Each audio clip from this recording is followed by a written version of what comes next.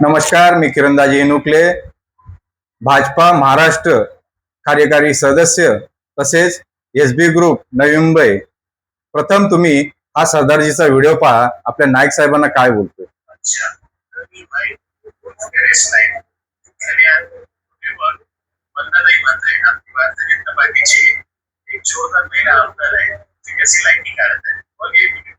दुसऱ्याच्या खात्यावर बंदूक ठेवून प्रस्ताव चालवायचे।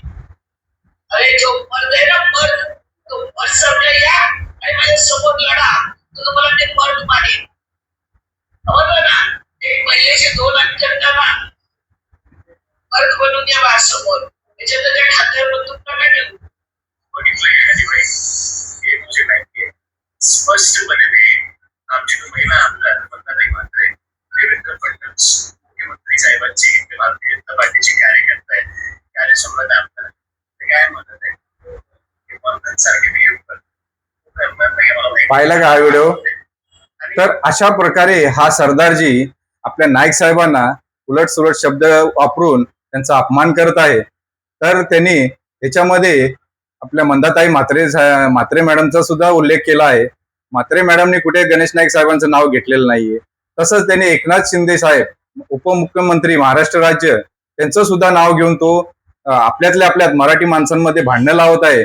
गणेश नाईक साहेब व तसेच एकनाथजी शिंदे साहेब या दोघांचा राजकीय काळ हा एकत्रच आहे। त्यांनी दोघांनीही चांगली कामं केलेली आहेत।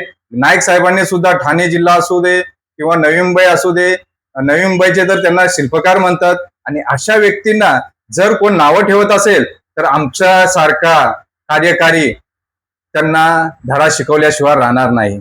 माझं त्या सरदारजीला एकच सांगणं आहे की त्याने हे लवकरात लवकर व्हिडिओ डिलीट करावे व नाईक साहेबांना त्याने माफी मागावी, अन्यथा त्याचा बरोबर कार्यक्रम केला जाईल।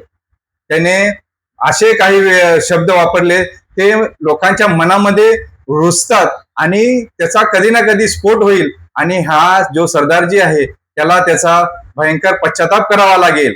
त्याने लवकरात लवकर नाईक साहेबांना माफी मागून त्याने तो व्हिडिओ डिलीट करावा हीच आमची अपेक्षा आहे।